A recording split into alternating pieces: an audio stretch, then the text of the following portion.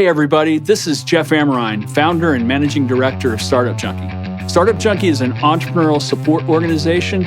We're here to provide free services. We run accelerators. If you want to learn more about what we can do for you, check us out at startupjunkie.org. Welcome to another episode of the Startup Junkies podcast. Thanks for tuning in from wherever and however you're tuning in with us today. My name's Caleb. I am a Startup Junkie and a member of the Startup Junkie team. I'm joined by my co-host, fellow Startup Junkie Daniel. How's it going, Daniel? It's going well. Glad to be here. It's a beautiful day. Beautiful day in Northwest Arkansas. And we're joined by our new friend and a new friend of Startup Junkie and our guest, Lena of Maycoders. Yeah. Nice to meet you. Nice to meet you all. Yeah. And I'm kind of like nervous at first, but I'm much feeling better now. Yeah. I'm from Korea, like South Korea, and I work in a Maycoders, which is a K-beauty specialist in Korea. And yes, glad to meet you all. Glad to have you here. Yeah. We talked about earlier about, kind of overcame a little bit of your jet lag last week. How many hours of travel? So yeah, it took about like 26 hours from my home to my hotel here in Arkansas. Yeah. Wow. And was a long way. You're coming from where? From Seoul, Korea. Seoul, South Korea? Yes. Wow. Well, we're glad that you're here and glad that you made it. For those that may not be aware, Startup Junkie has a program that they're helping facilitate called the Global Market Expansion Program. We have 15 companies visiting us from South Korea for a period of time to help kind of get them plugged into this enterprise ecosystem. How did y'all get connected to this program? So yeah, we Maycoders. We are doing like K-beauty business in Korea, but all of our clients are from other countries other than like Korea.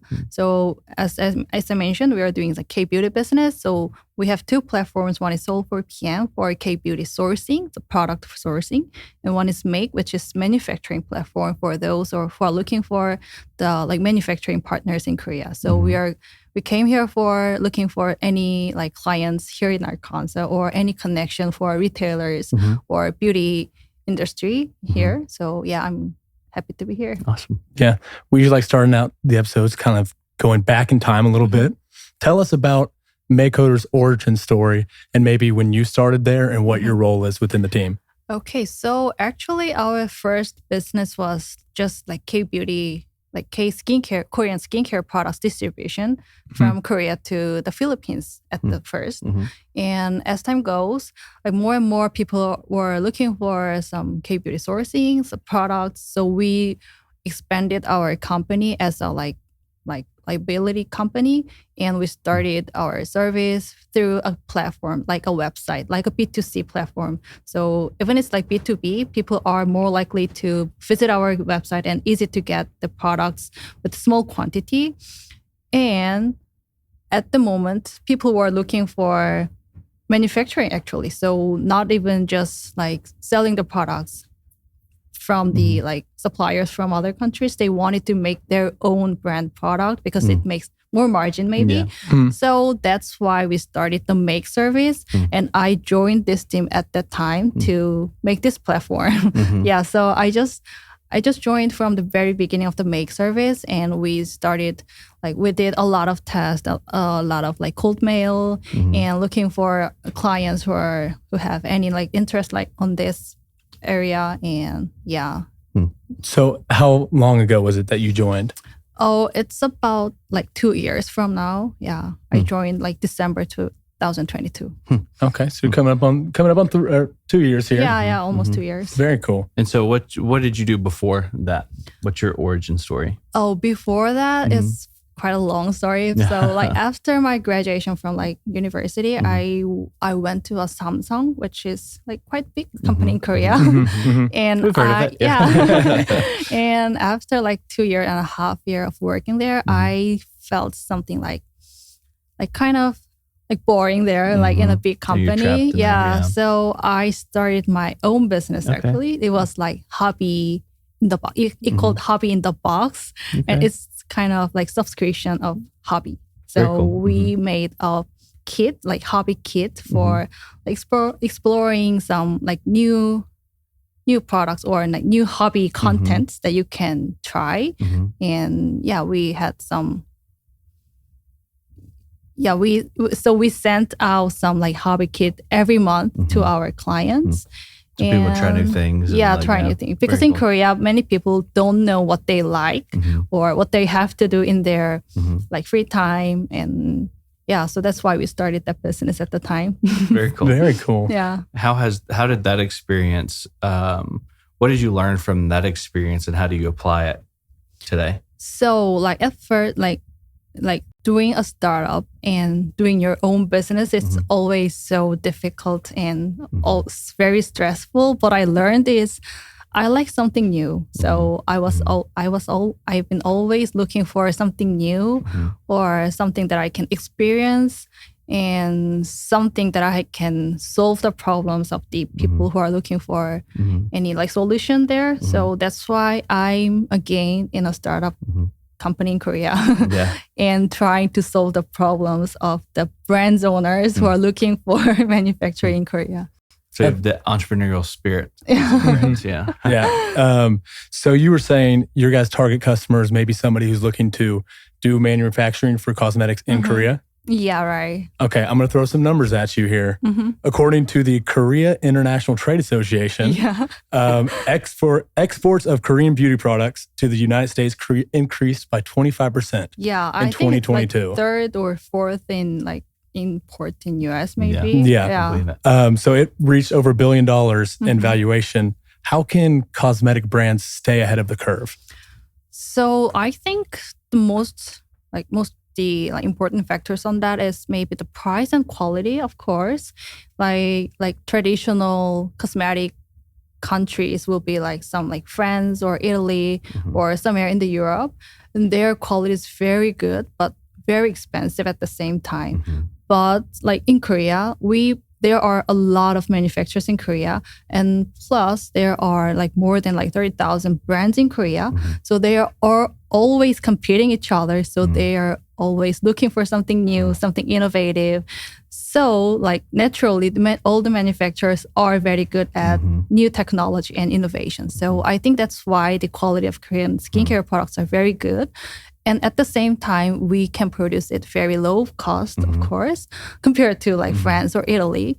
So that's why I think like Korean skincare brands are booming up more and trendy right now in the world. And and they disrupted the market. Just disrupted the market with quality and competitiveness. Matched, seemed like. I think that's very Koreanish thing. Yeah, absolutely. Doing competition and make it better. Yeah. Well, that's good. That's better for the market because it creates better products because you want to, in competition, you want to create something that's better that people want, but also in being profitable and being able to produce it quickly, you need to work with your manufacturers to be able to do that in great quantities and to be able to scale. So it kind of marries these two efforts together to create a really booming industry. Whereas I feel like you look at Europe, like your France and Italy, you may have like old, long-standing brands that are expensive and designer to an extent, but there's probably not a lot of innovation or a lot of not a lot of change on their end. And probably. if you don't change and evolve, sometimes you don't stay in first place forever. Yeah. Speaking kind of those innovations in Korea, what is Maycoders and specifically Make doing to kind of bridge that gap between global K-beauty and technology? So we are in the middle between like our clients from the other countries and the Korean manufacturing like facilities. So in order to make just one product, you have to connect with all individual manufacturers like formula, box, or container, etc. So like as a foreigner, it's really hard to reach out to them because most of them, as I said, they are very traditional industry in Korea. So they are not good at maybe in English. Even you can control that by a lot of like ChatGPT or like that.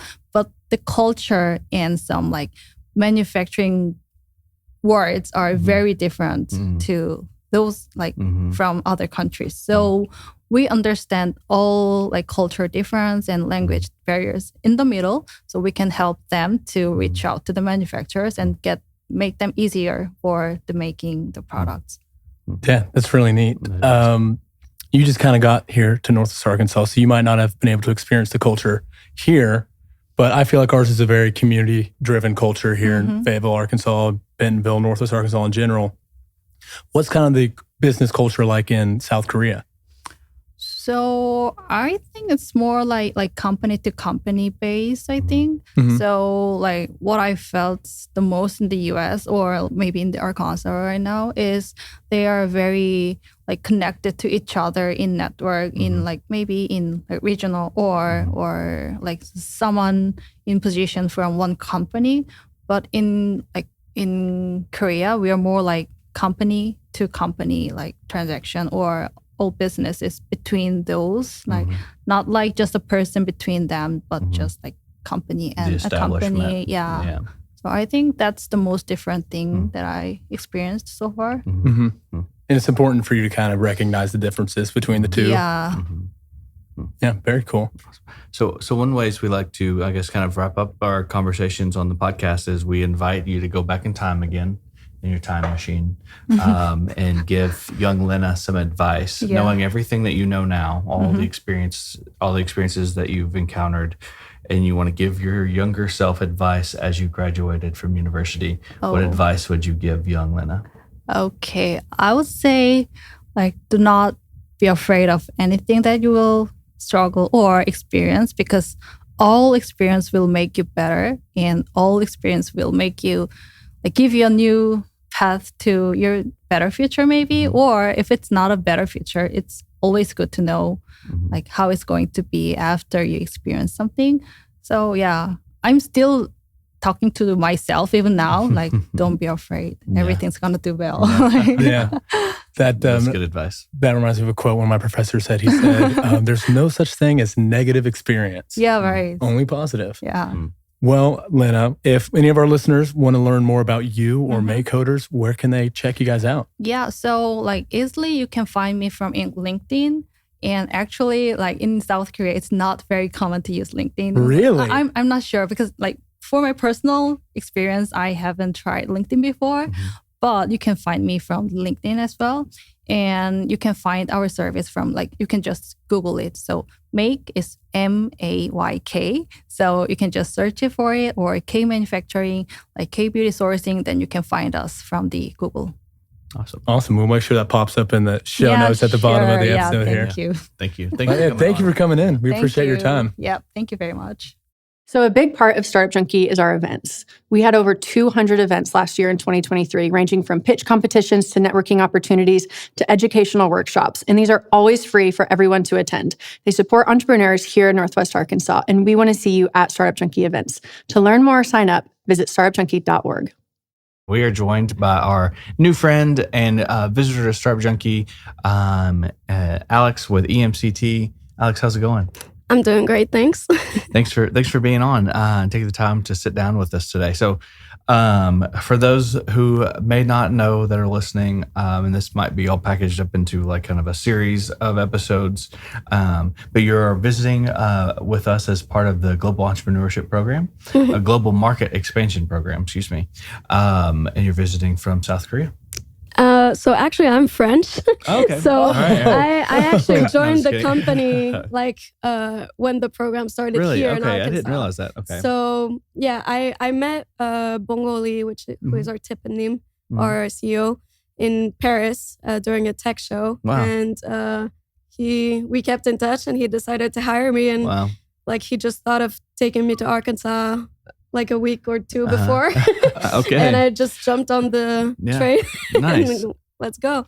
So, but hopefully maybe I can continue with them and maybe move to Korea later on. Awesome. Well, how has that experience been so far? The joining the team. It's been awesome. So recently, and then just dropping you here in the middle of the United States. It's a whole nother culture, obviously, since I'm French and it's a Korean company, and it's also a startup. I've done most of my internships in bigger companies like Louis Vuitton, Kraft Heinz, just very big names. So it's a very different structure. But never heard of them. No, don't know who they are. But yeah, it's super fun because there's so much to do, and I'm meeting so many people, both like on the Korean side, which is like my country of heart, and on like mentor side. To me, the mentors here are really cool because I still really enjoy learning. I graduated like a few months ago, and I'm still learning so much thanks to them. So I'm very glad. Awesome. Yeah, that's awesome. So you've worked with a couple bigger companies in the past. Yeah.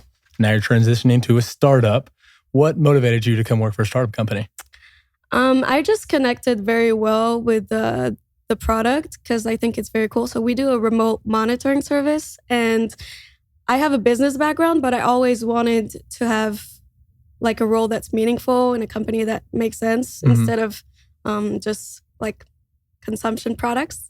So when I talked to him at the tech show, I was like, oh, that's actually a really cool product. And the connection went well. And every time we spoke, it was like a good vibe. So we decided to try it out, and it ended up great. So yeah. So you like the product. Can you tell our listeners a little bit about what it is emCT does and what your product is? So we just plug in a little device called BDCon into any control panel, no matter the manufacturer, no matter the model, it's universal. And then it analyzes internal communications and then sends them to your smartphone directly on BD app, which is our app. And then you can monitor remotely your control panel and control it. And so you can silence the alarm, you can reset, recover. And so the main thing we're trying to fight here are the false alarms, because there's so many of them, like it's like 99%. And so people just really ignore alarms after that. They just get annoyed, they don't care. So we're just making it easier to like cancel false alarms, because when you reset it, if it's a real one, it'll just come right back on.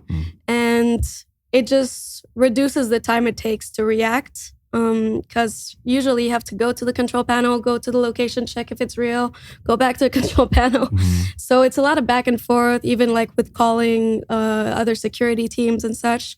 So it just allows you to have everything in your pocket, pretty much. And you can move around and do whatever you need to do, and then just react when you need to react. So just making monitoring very much more efficient than it is currently. And so how do you guys determine, let's say there's a fire alarm that goes off, like my freshman year, somebody made mac and cheese without the water in a microwave, fire alarm goes off. How do you monitor if that's a false alarm or not, if you're not on location? Okay, so I have a similar story too, actually, in France. Like I was in maybe economy class in business school, and someone put a piece of bread in the microwave or something, and we had to evacuate. What was going on?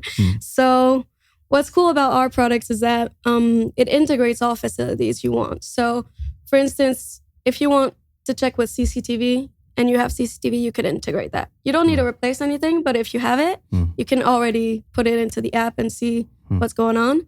And if not, as I just mentioned, like if you recover an alarm, if you reset it and it's a real one, it'll just come right back on. So you can reset it and just go check, because you have the location on your phone of where the incident is. So you can go check right away, and you can recover so that the alarm sound doesn't annoy the entire building. And then, yeah, it'll just turn right back on if it's a real one. So it increases the safety, generally. It streamlines all these aspects for, I guess, the property manager. But also something you just kind of touched on slightly there was the annoyance to residents and tenants of false alarms. Because if so many alarms are false, you get jaded to that, and it's just annoying. And so it also just kind of solves multiple problems in one. And it's also that since people get so annoyed by false alarms, it really makes the real ones lose credibility and seriousness. So we're trying to like make it real and focus on the important things. That's the main thing. And it's also not just like fire protection. Our device can be integrated into numerous facilities like elevator security, parking, water tanks, you name it. We're just mainly used for fire protection at the moment, but it's a very universal device. So I mentioned it doesn't matter the manufacturer or model, but it also doesn't matter like which control panel. What type of control panel. So there's all sorts of different use cases outside of just fire protection. Exactly. So we mentioned both of us have had run-ins with this at universities. Who's your guys' target customer? Who are you selling this to? So the people who would know best how useful this is are the facility managers. Because anyone who doesn't really manage properties, who doesn't have a little touch on the security systems there, they won't really know what's going on. So it's easier for us to talk to facility managers who are actually doing the monitoring, because they really love our product, to be honest. We went to... Makes their lives easier. Yeah, it makes it super easier for them. We went to a show a few weeks ago in Texas, in San Antonio, the IFMA, and so many facility managers were so happy to hear about it. And same here, we interacted with Moses Tucker Partners, and they're so into it as well. So awesome. Yeah, basically our device can work in any building. Like, it doesn't matter the size, it doesn't matter what type of building it is. But the people who would recognize its value best are the facility managers. And even if they're not the ones that are actually like signing the contract, making the payment, they become become your ambassador within that organization, which is good to kind of have investors, of course. Yeah. Awesome. So tell us a little bit about just the, I guess, cultural experience coming. You're coming from France, but with a Korean cohort. Had you ever been to Arkansas before? So I haven't been to Arkansas. I lived in Texas when I was small, from 6 to 8. So I do have a bit of like American culture that stayed throughout my life, and I still have friends there and everything. But I've never been to Arkansas, but it's quite nice. Like, the nature is quite nice, weather's quite nice. It's a good vibe. It's a good vibe. Arkansas. It's a good vibe. Hey, that's the quote right there. That's the quote of the episode. Arkansas is a good vibe. For sure. Yeah, so it's like I'm not too strange, out of place here. You don't feel like a sore thumb. It is like I have sort of a culture shock still coming from France, because I lived in France so many years after that, and you guys live a very different life here, so it is still a bit different. But all in all, like, you just enjoy the time you're here. Like, I'm not staying here my whole life. I might as well enjoy it. Yeah, might as well have a good time. Of course. We were talking about last episode, just Northwest Arkansas, specifically the entrepreneurial community. It's very community-driven culture, a lot of relationships, and it's about shaking the right hands, meeting the right people. What's the business culture like in France? Bit more closed, maybe. Yeah, we're not in a community mode, I feel. You're not there to make friends. You're there to do business. Is that what I'm hearing? No, not even that. It's just that I don't feel like we have a very strong startup dynamic, at least like in the Paris area where I'm from. I just feel like it's, and also I haven't been in that space that much, to be honest, through my studies.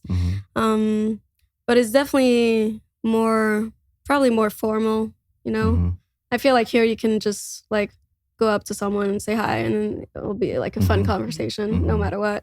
I think it's a bit harder in France, like to approach people, maybe. Yeah, I can see that. So once your time is up here in this cohort and in Arkansas, what's next for you, and what's next for emCT? So emCT has started spreading in the US near Washington, D.C., and we're going to try to continue here. We have a bunch of cool partners and potential clients for POCs, so we're really excited.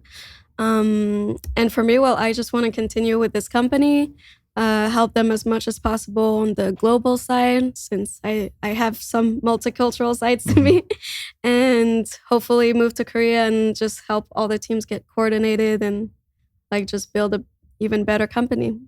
Yeah, that's really exciting stuff. So one way we like to close out our conversations on the podcast is to invite our guests to go back in time. So in your time machine, to go back to, I guess you've been with the company for a short time. So go back to maybe when you were still in school, with all the accumulated knowledge that you've gained since. What advice would you give your younger self? Just to trust the universe. Like, that's what I keep telling myself, because I've been wanting to go back to Korea. I've done 2 exchange programs there, so it really became like my country of heart. And like I made a vision board and everything, and I just really wanted to go back there. And I was even like starting to tell people around me, like, yeah, I'm not getting a job. I'm struggling. I'm not finding this. And then like a week later, Bongo came back to Paris and he told me, yeah, you can come to Arkansas. I was like, okay, let's go. So I felt kind of stupid to be complaining the week before, because like everything just fell right into my lap the week after. So yeah, just like, obviously you have to work hard, but you need to believe that the universe is on your side, and what should happen to you will happen to you, and you'll have the good experiences you need to have, and that will make you happy. So there's a good quote. You had a quote earlier, so I'm gonna have a quote now. I don't know. I can't remember who said it, but the quote went along the lines of, "Good luck will find you, but it'll find you working hard." Yeah, so it goes hand in hand. I like that. For sure. So if you work hard, 100%. that luck will help guide you in the right 100%. direction. That's the second best quote of the episode, behind Arkansas's vibes Good or vibe, whatever it Good was. vibe. Some good vibes. Well, for our listeners or watchers, if they want to learn more about you or learn more about emCT, where should they go? So my email is alex@emct.ai. You can also follow us on LinkedIn, emCT. You might need to look at emCT Korea, Okay. since we're still a startup. But my email's fine, or just connect with me on LinkedIn. My name's Alexandra Benamou. Alex is just short. Yeah. But feel free to connect. I'd be happy to talk to you, and we'd be happy to meet you. That's awesome. Thank you so much for coming in. Thank you. If you would like to get your business in front of the Startup Junkies audience, sponsor the show. If you'd like to learn more about sponsoring the Startup Junkies podcast, email us at team@startupjunkie.org.